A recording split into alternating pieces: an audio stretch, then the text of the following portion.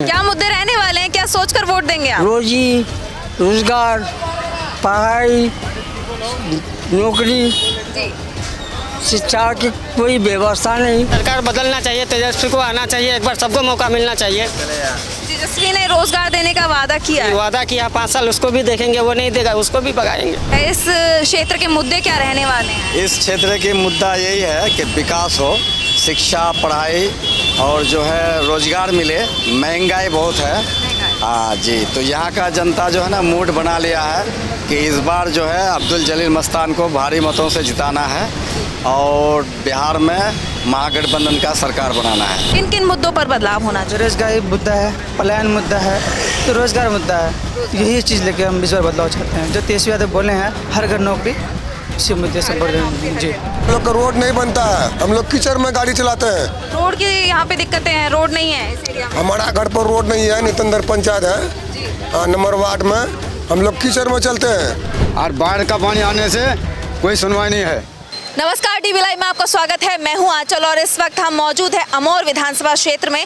मेरे पीछे आप देख सकते हैं कि किस तरीके से कांग्रेस का और जेडीयू का झंडा लगा हुआ है। पूरे क्षेत्र में जो चुनावी माहौल है वो साफ साफ देखने को मिल रहा है। अभी रैलियां भी निकाली गई कांग्रेस की और जेडीयू की, और यहाँ पर कई लोग मौजूद हैं जिनसे हम जानने की कोशिश करेंगे कि आखिर यहाँ पर सिचुएशन क्या है, माहौल क्या देखा जा रहा है।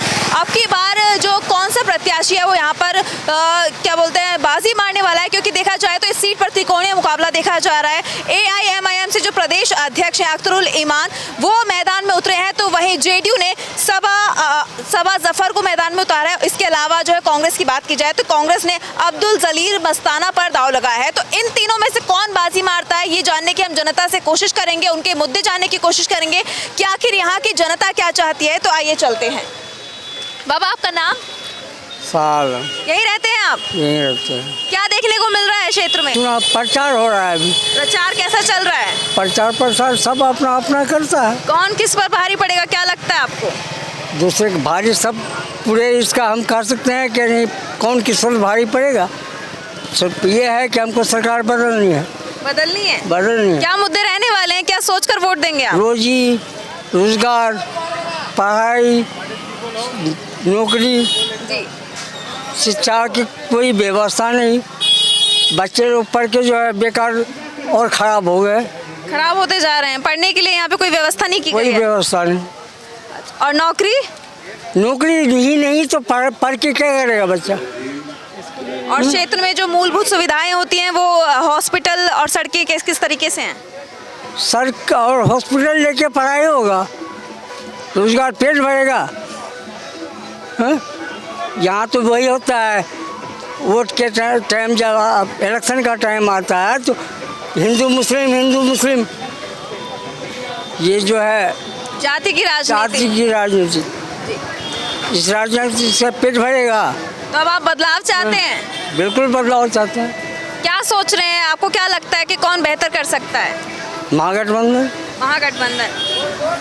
राहुल है तो हिंदुस्तान बच के रहेगा, नहीं तो फिर हिंदुस्तान टुकड़े में बच जाएगा। राहुल में आपको उम्मीद की किरण दिखाई देती है कि वो सुधार सकते हैं? बिल्कुल उम्मीद है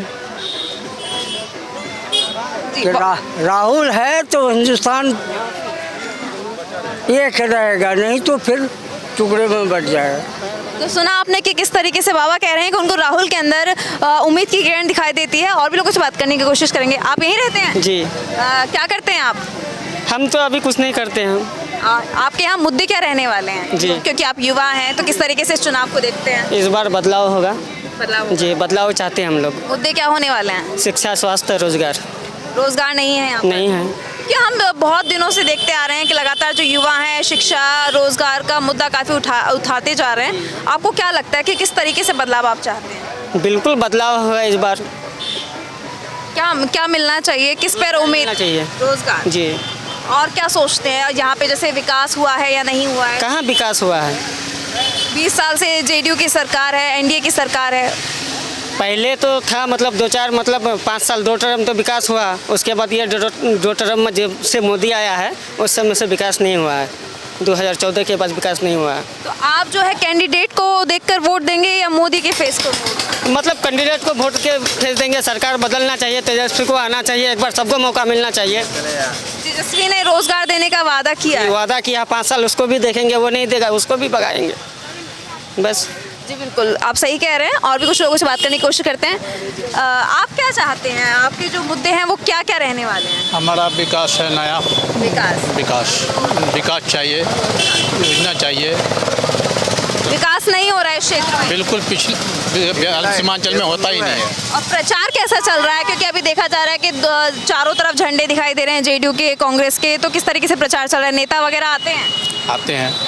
आपको किस तरीके की परेशानियां यहाँ झेलनी पड़ती है इस क्षेत्र में रहकर? विकास के मामले में पीछे है अभी आपने कभी किसी को बताने की कोशिश की, किसी नेताओं को प्रचार के दौरान? कहाँ नया तो आया, कहाँ बताया, कहाँ कुछ विकास हुआ है? कुछ भी नहीं हुआ है। कोई एक्शन नहीं लेता आपकी बातों पर? नहीं, बोल रहा है ये चीज़ किए वो चीज़ किए, कहाँ देख रहे हैं? नजर तो आता ही नहीं हम लोग को, आना चाहिए ना। नहीं हो रहा। तो अब आप क्या चाहते हैं, सरकार से क्या गुजारिश? बदलाव चाहते हैं, बदलाव चाहते और बदलाव आपको किस में दिखाई देता है कि कौन आपके लिए हित की आवाज़ उठा सकता है? हैं। वो जिस बदलाव होगा आवाज़ उठाएगा, मेरा नेता आवाज़ उठाएगा। आपको क्या लगता है इस क्षेत्र के मुद्दे क्या रहने वाले हैं? इस क्षेत्र की मुद्दा यही है कि विकास हो, शिक्षा, पढ़ाई और जो है रोजगार मिले। महंगाई बहुत है। हाँ जी, तो यहाँ का जनता जो है ना मूड बना लिया है कि इस बार जो है अब्दुल जलील मस्तान को भारी मतों से जिताना है और बिहार में महागठबंधन का सरकार बनाना है। महागठबंधन पर इतना भरोसा कैसे आप? उसका भरोसा इसलिए है कि उसका मैनिफेस्टो बहुत बढ़िया है। जैसे वो बोला है, हर वर्ग के लिए बोला है कि जैसे 500 में गैस सिलेंडर देंगे, हमारी सरकार आती है, और जो है महिलाओं को जो है माए बहन योजना देंगे 2500 रुपया महीना, और स्टार्टिंग में तो वो बोला है कि 30,000 एक साल का एक ही बार में दे देंगे जी। और उसके बाद वो फिर बोला है कि सर्विस देंगे, बच्चों को नौकरी नीतीश देंगे। कुमार की तरफ से भी 10,000 रुपए देने की बात कही गई, दिए भी जा रहे हैं। तो उसका उस पर वैल्यू नहीं है, विश्वास नहीं है। और तेजस्वी जी ने जो 17 महीना रहे उप मुख्यमंत्री, तो बहुत सारे बच्चों को सर्विस दिया। मेरे गांव में, मेरे पंचायत में 3 बच्चे को मिला। तो ये बहुत बढ़िया उसका जो है महागठबंधन का जो मैनिफेस्टो है, उसका घोषणा पत्र बहुत पसंदीदा चीज़ है। सबको लेके करके चल रहा है वो। जैसे हम लोग पंचायत प्रतिनिधि थे, अभी भी हम उप मुखिया हैं, तो हम लोग ये लड़ाई पहले से लड़ते थे कि नहीं, हम लोगों को मतलब तनख्वाह होना चाहिए, सैलरी होना चाहिए। तो नीतीश सरकार ने हम लोगों का कभी सुना नहीं। धरना प्रदर्शन भी किए राजगीर में, पटना में, नहीं सुना। लेकिन अब की बार जो है हमारे महागठबंधन ने जो है अपना घोषणा पत्र में लिया है कि पंचायत जनप्रतिनिधि जो भी है, तो उसको जो है उनको सैलरी दिया जाएगा, और उसके बाद अगर वो 5 साल रह के वो हार भी जाता है तो पेंशन दिया जाएगा। तो ये बहुत अच्छी बात है। और जीविका दीदी को परमानेंट करना चाहता है, और उसका सैलरी भी 30,000 बता रहा है। तो ये बहुत आपके परिवार में से किसी को 10,000 रुपए मिले हैं जो दिए गए हैं जीविका दीदी के? हमारे परिवार में तो नहीं मिले हैं, नहीं मिले हैं। हम अभी प्रेजेंट में उप मुखिया हैं, लेकिन नहीं मिला है। हाँ, तो पूरा अभी जो है इस अमोर विधानसभा का क्षेत्र का पूरा अवाम का यही मन है कि नहीं, महागठबंधन को जिताना है। हाँ, बदलाव करना है। बिल्कुल आप सही कह रहे हैं, बदलाव आना भी चाहिए। किस तरीके से यहाँ की जनता लगातार यही कह रही है कि बदलाव होना चाहिए। इन लोगों से भी जानने की कोशिश करते हैं कि आप यहीं आसपास कहीं रहते हैं? हाँ, आसपास के अमोर के। तो इस बार वोट डालेंगे आप? हाँ, वोट डालेंगे। तो क्या मुद्दे आपके रहने वाले हैं? देंगे किसी को, कोई कैंडिडेट जो अच्छा होगा उसी को वोट देंगे। क्या आपके क्षेत्र में विकास हो रहा है? क्या आपके क्षेत्र में शिक्षा, रोजगार ये सब मिलता है आपको? मिलता है। मिलता है। तो आप जो सरकार है क्या उससे खुश हैं जो आपके लिए काम कर रही है? सरकार तो सभी अच्छे हैं। सभी अच्छे हैं। कोई तो ऐसा होगा कि थोड़ा ज़्यादा अच्छा होगा, उसको आप चाहते होंगे कि थोड़ा या तो बदलाव हो, कोई दूसरी सरकार आए, या फिर जिस पे आप हैं उसी से सरकार चेंज होना चाहिए। सरकार चेंज होना चाहिए। आपको क्या लगता है कि आपको सभी तरीके की सुविधाएं जो है मुहैया कराई जा रही हैं? हाँ, मुहैया हो रही है।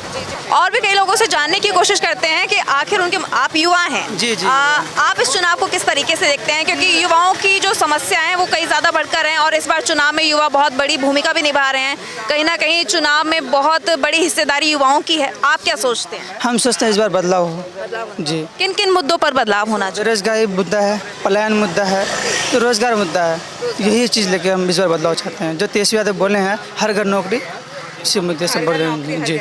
जी। तो किस तरीके के ये जो क्षेत्र है, क्या आपको इसमें लगता है कि ये क्षेत्र मतलब विकसित है पहले से ही, या फिर इसमें और विकास होना चाहिए? विकास होना चाहिए, विकसित नहीं हुए हैं जी। और किस किस तरीके की परेशानियों का आप लोग यहाँ रहते हैं, तो किस किस तरीके की परेशानियों का यहाँ सामना करना पड़ता का है? यहाँ बाढ़ का व्यवस्था बहुत है जी जी। हाँ, बाढ़ की समस्या काफ़ी सुनने को मिलती है कि बाढ़ आ जाती है तो किसानों की फसलें बर्बाद हो जाती हैं, तो क्या आपके साथ भी ऐसा हुआ? जी हुआ है, इस बार भी तो हुआ है जी। तो जितनी लागत आप लगाते हैं, जितनी मेहनत आप करते हैं, आपको उसका भुगतान भी नहीं मिल पाता होगा, ऊपर से बाढ़ की वजह से आपकी फसलें भी खराब हो जाती हैं, तो आपको क्या लगता है?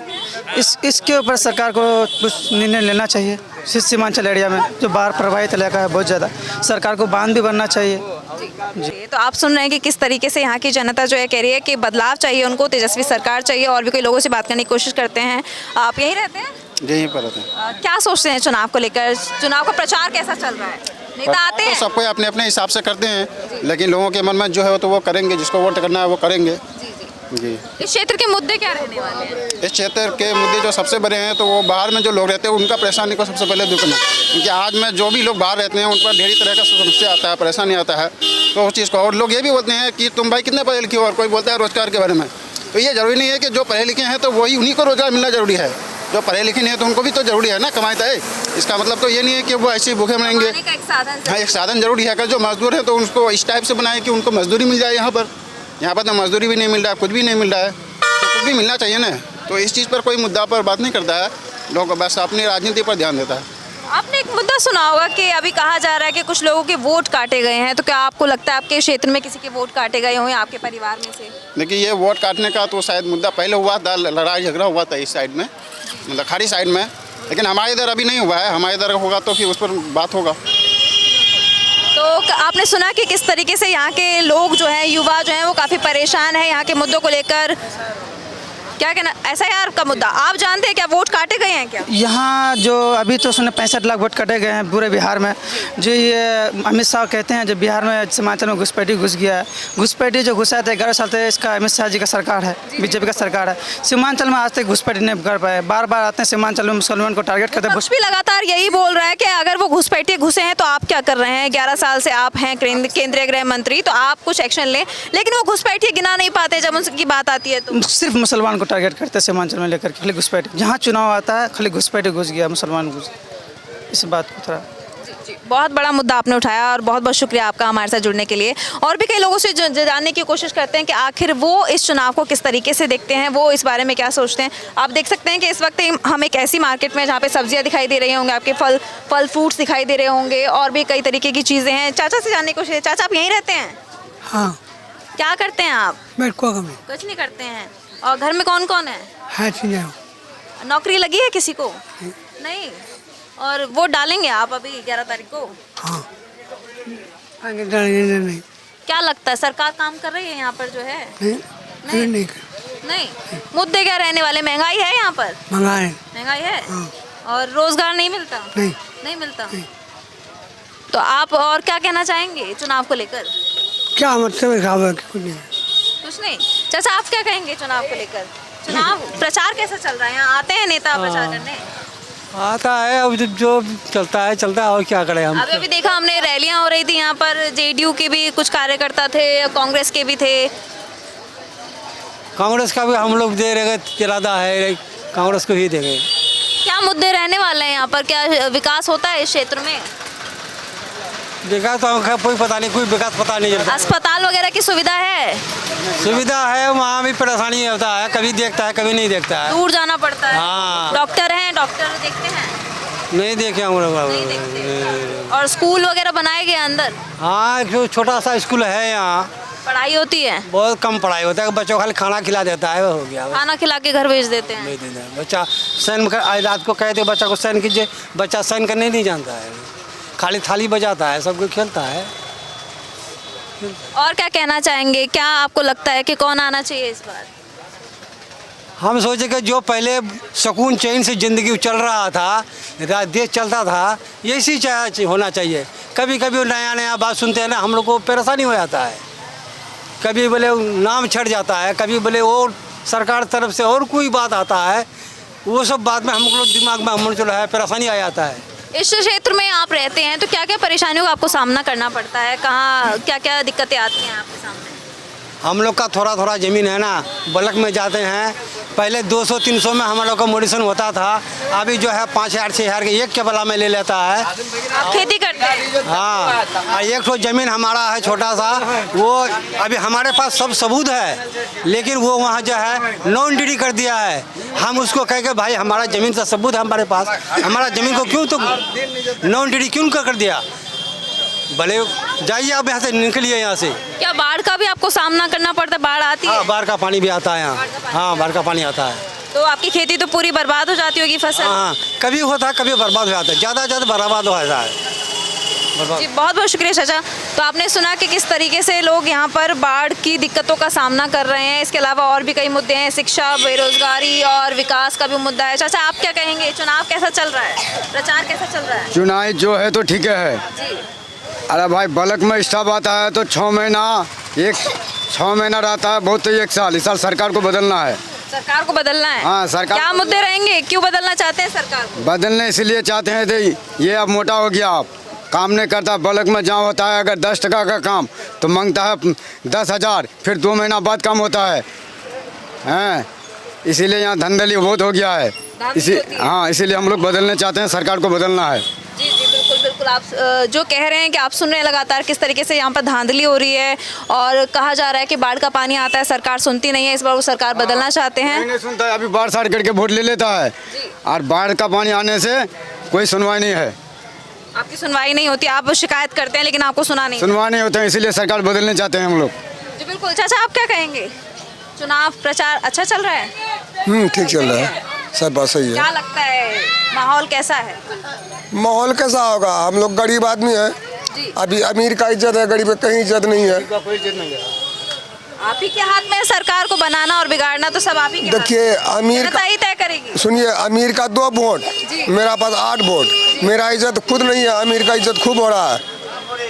वो जहाँ विधायक जी बैठेंगे वहाँ अमीर लोग बैठेंगे, हमारे घर पर नहीं आएंगे। आपसे मिलने नहीं आते विधायक? हम लोग से कभी मिलने नहीं आते। प्रचार नहीं करते यहाँ? हम लोग का रोड नहीं बनता है, हम लोग कीचड़ में गाड़ी चलाते हैं। रोड की यहाँ पे दिक्कतें हैं, रोड नहीं है इस एरिया में? हमारा घर पर रोड नहीं है, नितंदर पंचायत है नंबर वार्ड में। हम लोग कीचड़ में चलते हैं, ना विधायक जी आता है, ना मुखिया जी आता है, कोई नहीं आता हम लोग का घर पर। अस्पताल वगैरह की सुविधाएं हैं अंदर? अस्पताल है, अस्पताल है। स्कूल अच्छा बना हुआ है? स्कूल भी बना हुआ है। पढ़ाई होती है? हाँ, पढ़ाई भी होती है। बच्चे जो सच है वो सच बोलेंगे। जी जी बिल्कुल। हाँ बिल्कुल। तो और कैसी परेशानी आपके सामने आ रही है? परेशानी है नहीं, अभी ब्लॉक में जगह को रसीद कटाएंगे ज़मीन का, हमको चाहिए 1,000 रुपया, रसीद करता है 200 में, रसीद कर रहा है 200 में, ऑनलाइन में मांगता है 500 रुपया। जी जी जी बिल्कुल। बहुत बहुत शुक्रिया आपका हमारे साथ जुड़ने के लिए। तो आपने सुना कि किस तरीके से यहाँ के जो युवा हैं वो भी परेशान हैं और जो बुजुर्ग हैं वो भी परेशान हैं। कई लोगों को, किसानों को बाढ़ का सामना करना पड़ता है। तो युवा ये कहते हैं कि उनके पास रोज़गार नहीं है, जिसकी वजह से उनका फ्यूचर जो है वो ख़राब होता जा रहा है। उनको रोज़गार चाहिए और शिक्षा चाहिए। खासकर यहाँ पे स्कूल इस तरीके से हैं जहाँ पर शिक्षा नहीं मिल पाती है, टीचर्स पढ़ाते नहीं हैं, बच्चे जाते भी हैं तो सिर्फ खाना खिलाकर उनको घर वापस भेज दिया जाता है। तो कहीं ना कहीं बिहार की राजनीति में ये 3 बड़े मुद्दे बनते जा रहे हैं: बेरोजगारी, शिक्षा और ये जो किसानों का मुद्दा है, बाढ़ से ग्रस्त जो किसान हैं, ये मुद्दा बहुत बड़ा बनता जा रहा है। और अब जिस एरिया में है ये मुस्लिम बाहुल्य इलाका है और आपने सुना कि किस तरीके से यहाँ पे जनता का रुझान है। अब यही तय करेंगे कि 14 तारीख को नतीजे क्या आने वाले हैं, बिहार का जो भविष्य है वो क्या होगा। तो फिलहाल के लिए बस इतना ही। आप देखते रहिए DB लाइव और मुझे दीजिए इजाज़त। नमस्कार।